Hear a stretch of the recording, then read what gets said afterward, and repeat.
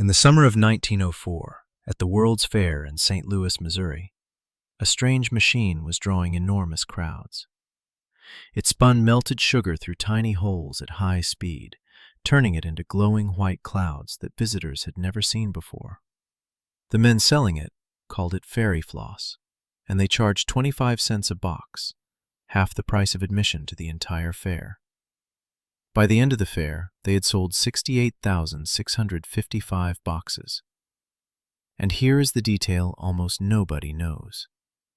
One of the two inventors of this machine, William Morrison, was a dentist. A dentist had just invented cotton candy, one of the most tooth-destroying products in human history, and made a fortune doing it. That little irony sits at the heart of a much bigger story, because candy, hard candy, gummies, lollipops, caramels, all of it, is today a global industry worth more than $230 billion a year, larger than the entire economy of most countries on Earth. The average American eats roughly 8 pounds of sugar candy every single year, and that's before you even count chocolate. But the journey from sacred honey gathered on cliff faces to neon gummy worms in a gas station is one of the strangest, darkest, and most unlikely stories in human history. It's a story of kings and slaves, of pharmacists and world wars, of a scandal that corrupted science itself. To understand where candy came from, you have to go back, not centuries, but thousands of years, to a cave wall in eastern Spain. On the wall of a cave near Valencia, there is a painting roughly 8,000 years old. It shows a human figure clinging to ropes on a cliff face, reaching into a hive, surrounded by swarming bees. This is the oldest known image of honey hunting, and it tells you something important. Humans were willing to risk their lives for concentrated sweetness before they invented writing, before they built cities, before almost anything. For most of human history, honey was the only real candy on Earth. Around 4,000 years ago, the Egyptians took the next step. They blended honey with figs, dates, nuts, and spices, rolled the mixture into small pieces, and served it in temples and at royal feasts. These honey confections were offered to the gods and buried in tombs alongside pharaohs. The Egyptians even invented an ancestor of the marshmallow. They extracted the sweet sap of a wetland plant called the mallow, which grew in the marshes along the Nile, and blended it with honey and nuts into a delicacy so prized that, by many accounts, it was reserved for gods, pharaohs, and nobility alone. An ordinary Egyptian could live an entire lifetime without ever being permitted to taste it. Sweetness wasn't a snack, it was sacred, and it was rationed by power. Then, somewhere in ancient India, everything changed. Indians had been pressing juice from a tall grass called sugarcane for centuries, but around 1,500 years ago, they perfected a technique the rest of the world had never seen: boiling that juice down and drying it into solid, storable crystals. They called the pieces khanda. Say that word out loud. Khanda. It traveled through Persian as khand, through Arabic as khandi, into Old French, and finally into English as candy.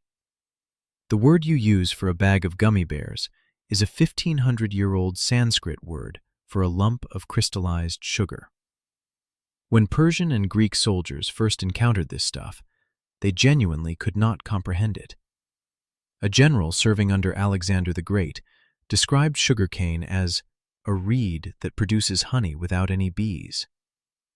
To people who had spent their whole lives raiding hives, that sounded like magic. But here is where candy's story gets bigger than India. Arab traders and conquerors carried sugarcane westward across Persia, Egypt, North Africa, and into Spain, building the world's first true sugar refineries along the way.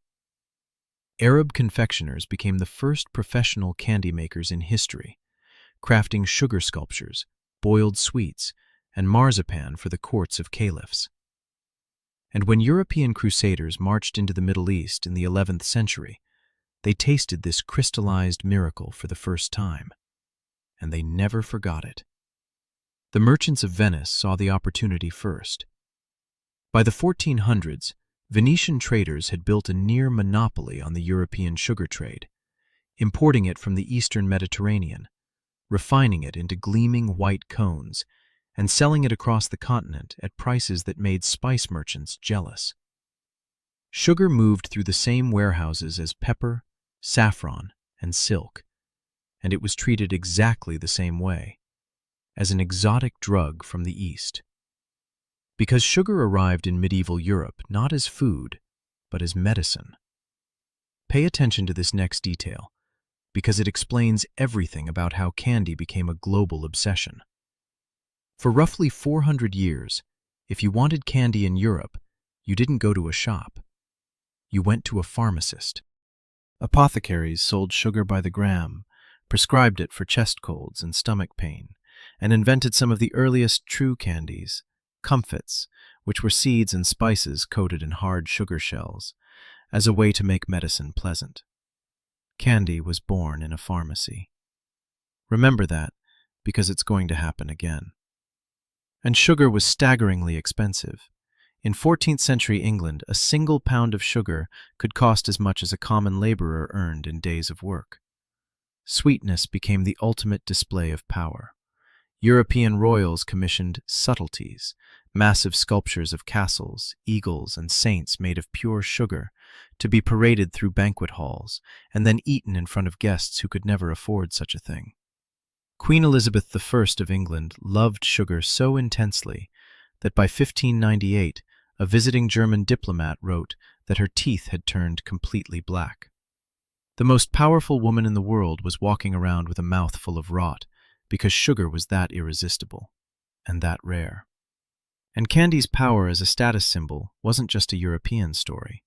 In 1569, on the other side of the world, a Portuguese missionary named Luís Frois was granted an audience with Oda Nobunaga, the most feared warlord in Japan, a man in the middle of conquering the entire country.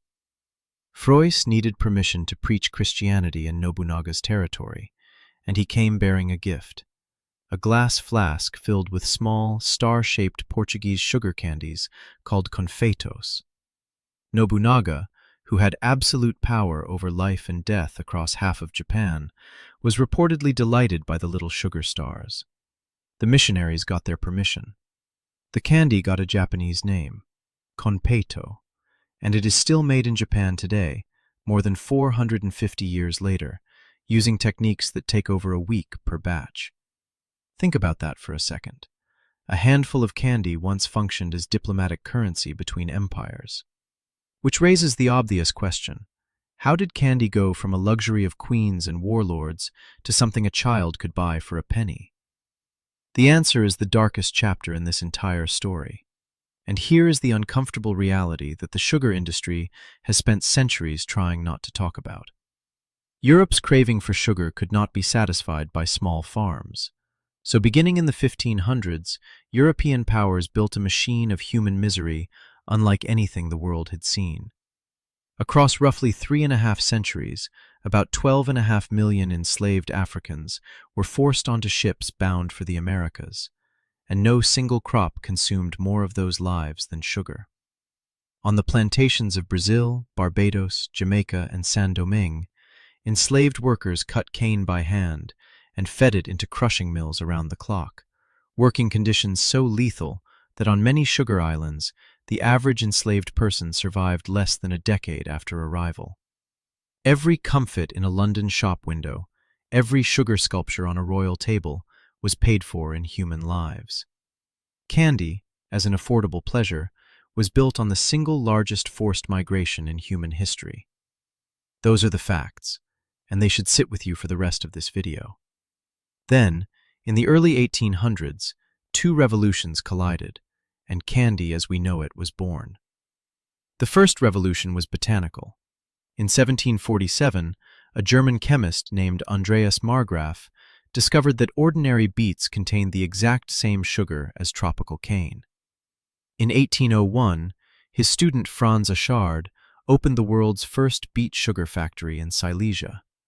And when the British Navy blockaded France a decade later, Napoleon ordered tens of thousands of acres planted with sugar beets. For the first time ever, sugar could be grown in cold European soil. Prices began to collapse.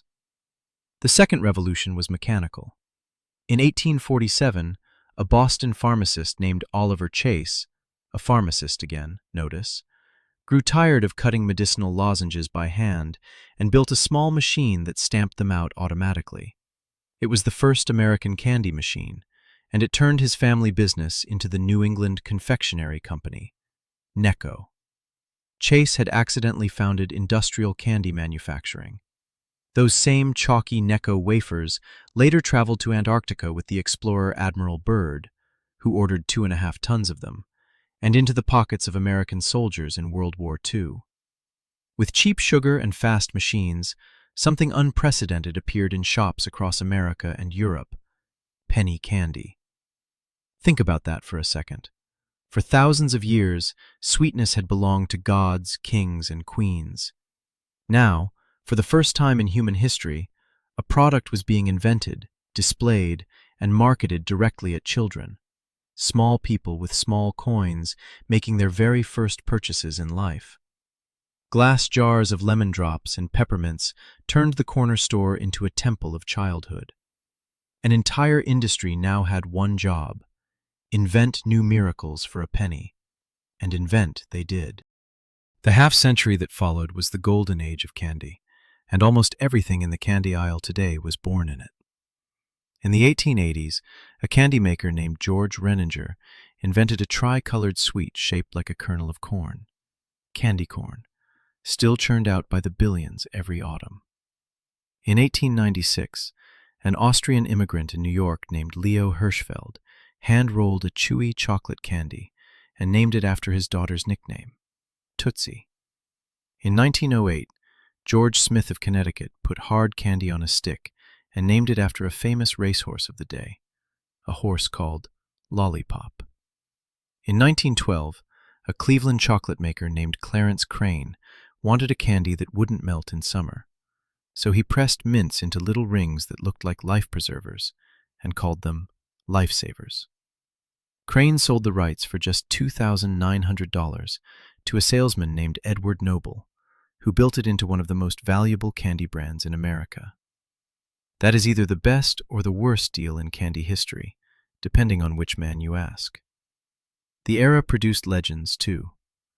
On the boardwalk of Atlantic City in the 1880s, a shopkeeper named David Bradley supposedly found his entire candy stock soaked by an ocean storm. And when a young girl came in asking for taffy, he bitterly offered her saltwater taffy instead. The name stuck, the story spread, and saltwater taffy became the official souvenir of the American seaside, even though it contains no seawater at all. Jelly beans have their own war story.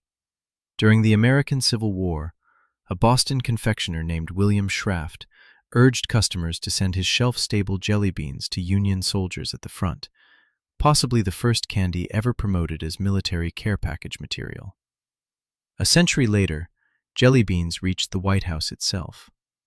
When Ronald Reagan quit smoking, he replaced cigarettes with jelly beans, and at his 1981 presidential inauguration, guests consumed roughly 3.5 tons of Jelly Belly beans, including a brand new flavor, blueberry, invented specifically so the jars could show red, white, and blue. Meanwhile, in Germany, the story takes a turn that would reshape candy worldwide. In 1920, in a kitchen in Bonn, a former confectionery worker named Hans Riegel started a company with a sack of sugar, a copper kettle, a marble slab, and a bicycle, which his wife Gertrude used to deliver the candy. He named the company after himself and his city, Hans Riegel Bonn, Haribo. 2 years later, he had his masterpiece, a small, chewy bear made of fruit gum, inspired by the dancing bears of European street fairs. The gummy bear was born in 1922, and today, Haribo alone produces well over 100 million of them every single day. Even the mint got reinvented. In 1927, an Austrian businessman named Eduard Haas launched a powerful little peppermint pressed into bricks, named after the German word for peppermint, Pfefferminz, P-E-Z. And here is the part that does not get enough credit. Pez was originally marketed to adults as an alternative to smoking. The famous dispensers were designed to flip open like cigarette lighters. Only later, in the 1950s America, did Pez add fruit flavors and cartoon heads and surrender completely to children. Then, candy went to war. During the Spanish Civil War in the 1930s, an American businessman named Forrest Mars noticed soldiers eating little chocolate pellets coated in hard sugar shells, candy that could survive heat. He took the idea home, partnered with Bruce Murray, the son of a Hershey executive, and in 1941 launched a product named after both of them, Mars and Murray, M&Ms. For most of World War II, M&Ms were sold exclusively to the American military. Tootsie Rolls went into ration kits for the same reason. They survived heat and gave quick energy. Millions of young soldiers came home from the war with candy habits stamped into them, and the post-war candy boom exploded across suburban America, supercharged by a brand new invention that spoke directly to children, television advertising, and a rapidly growing autumn ritual called trick-or-treating. Today, Americans buy roughly 600 million pounds of Halloween candy every year, over $3.5 billion worth in a single season. But candy's post-war fairy tale came with a shadow. Starting in the 1960s and 70s, America was gripped by an annual panic. Stories of strangers hiding razor blades, needles, and poison in Halloween candy. Parents inspected every wrapper. Hospitals offered to X-ray candy bags for free. And here is the strange and unexpected part of this. Researchers who spent decades studying the phenomenon found essentially no confirmed case of a stranger randomly poisoning children's Halloween candy. The fear, however, had one horrifying real anchor. In 1974, a Texas man named Ronald Clark O'Brien laced pixie sticks with cyanide and gave them to his own 8-year-old son, Timothy, to collect on a life insurance policy. Then tried to disguise the murder as the work of a random candy poisoner. The press called him the Candy Man, and the case seared the myth of tainted Halloween candy into the American mind permanently. The lesson was grim. The danger was never really in the candy, but the panic reshaped Halloween forever, killing off homemade treats and handing the entire holiday to sealed, factory-wrapped brands. And the modern era hides a second dark chapter, and this one corrupted science itself. By the 1960s, researchers were starting to ask dangerous questions about sugar's role in heart disease. So, in 1965, an industry group called the Sugar Research Foundation quietly paid 3 Harvard scientists the equivalent of about $50,000 today to write a review of the evidence.